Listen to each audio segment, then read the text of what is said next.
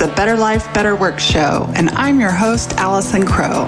I'm an intuitive life and business coach here to help you create better life and better work.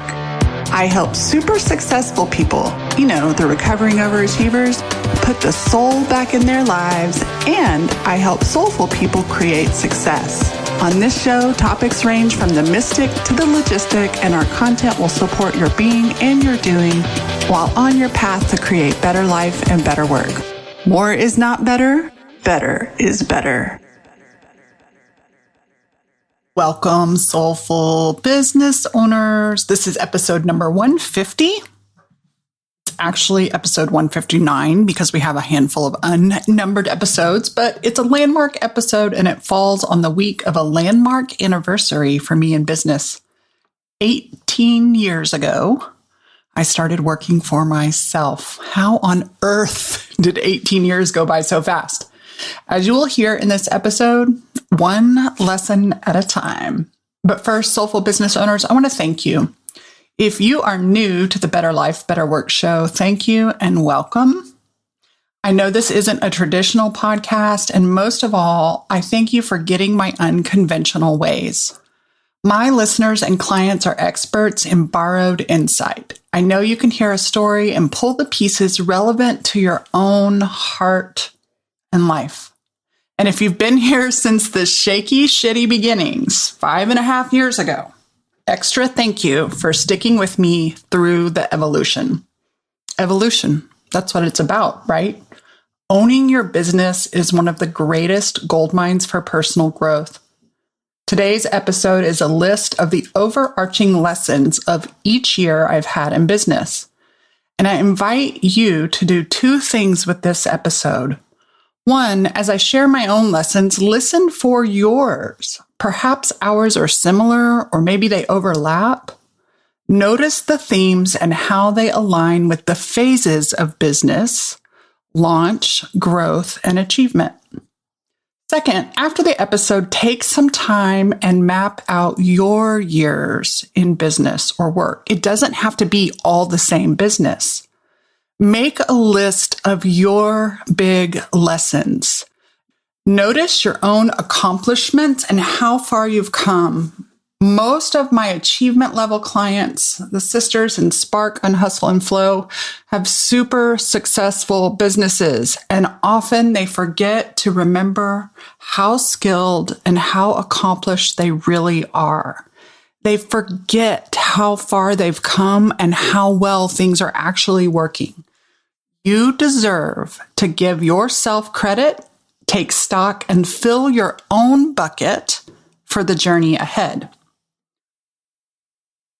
Finally, know that in 2003, I never anticipated being in business for myself. I never expected to even be working a job. Honestly, I always thought I'd be a stay-at-home wife and mom and raise 5 kids, perhaps with a few more foster children. And here I am, 2 marriages, 0 pregnancies, and 5 incarnations of a business later. In September of 2003, when my husband of 2 years left, what was a whim of getting my real estate license became the hard left turn to the work of my heart. It's interesting to see the early years were survival mode and fast skill building. The middle years, growth and sustainability, figuring out how to be me.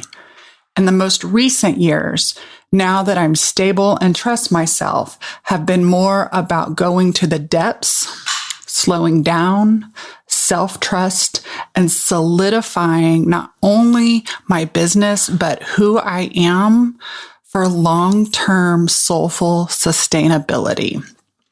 Here are my overarching lessons of each year.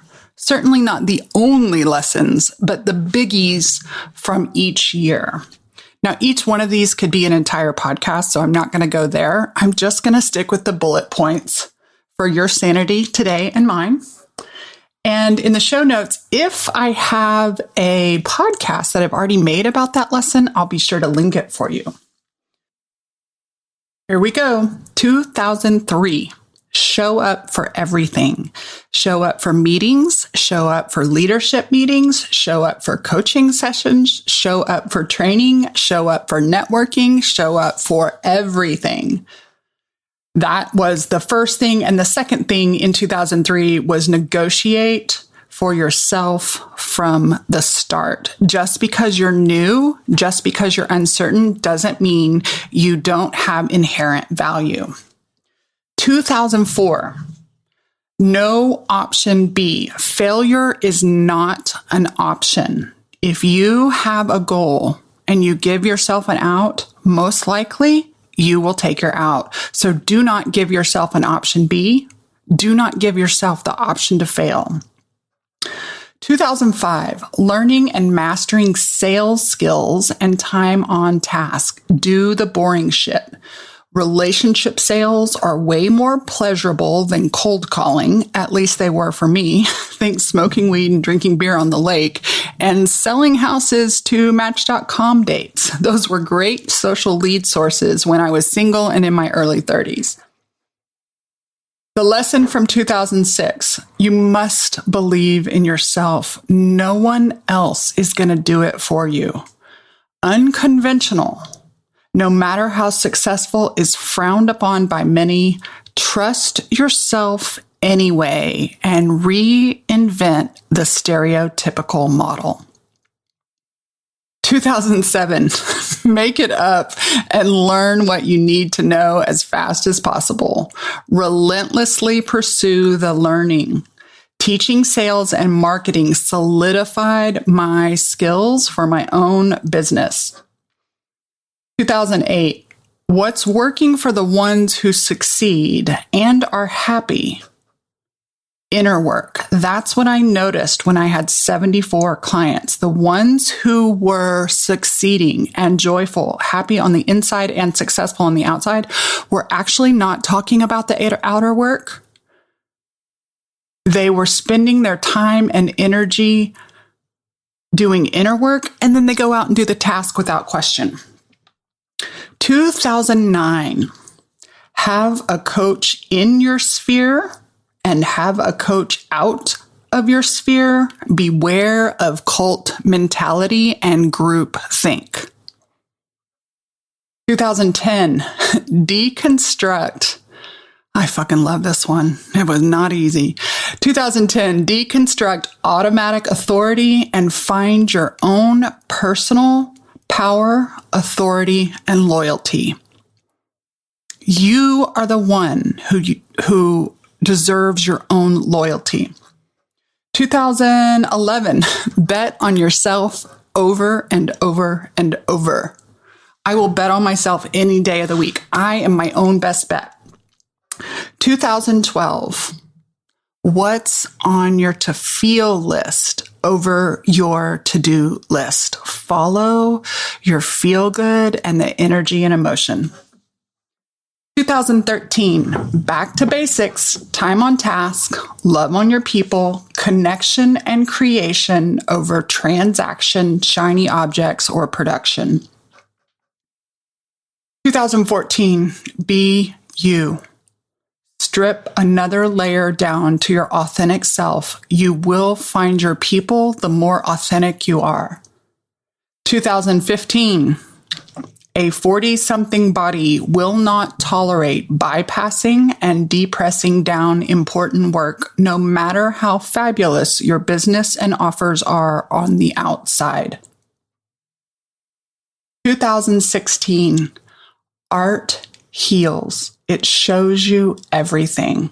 Profit first and save for taxes with every single income deposit. 2017, one thing. The lesson of 2018 is sustainable over stupendous, sparkly bullshit. Helps you stay in for the long term.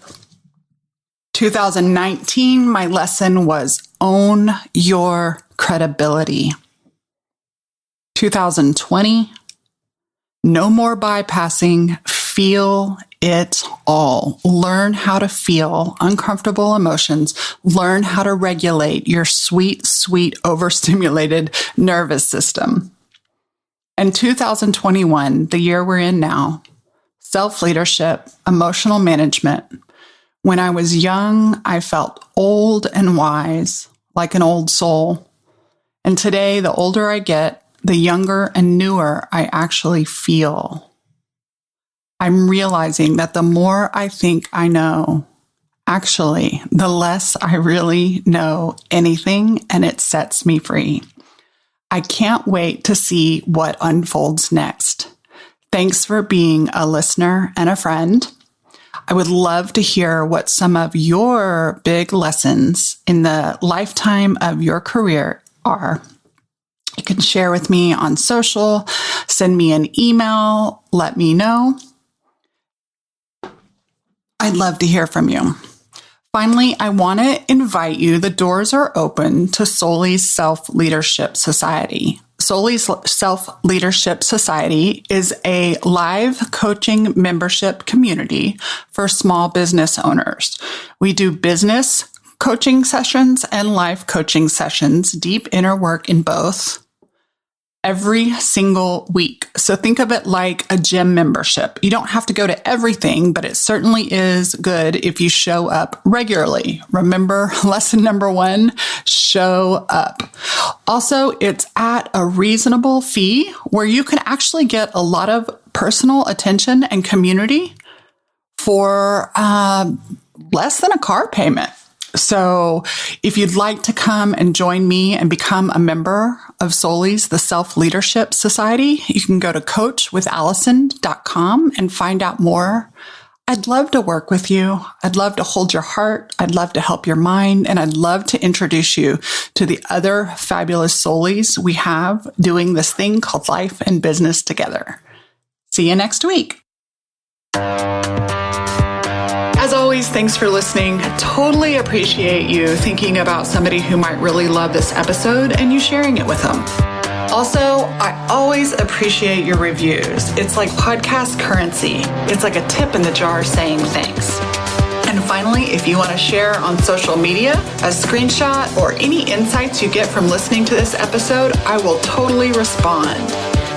You can share with the hashtag Better Life, Better Work Show. This show is sponsored by my 3 rescued dogs, Leroy Brown, Clementine, and Rocky Potato. They're here to remind you to consider adoption when you get your next pet. More is not better, better is better.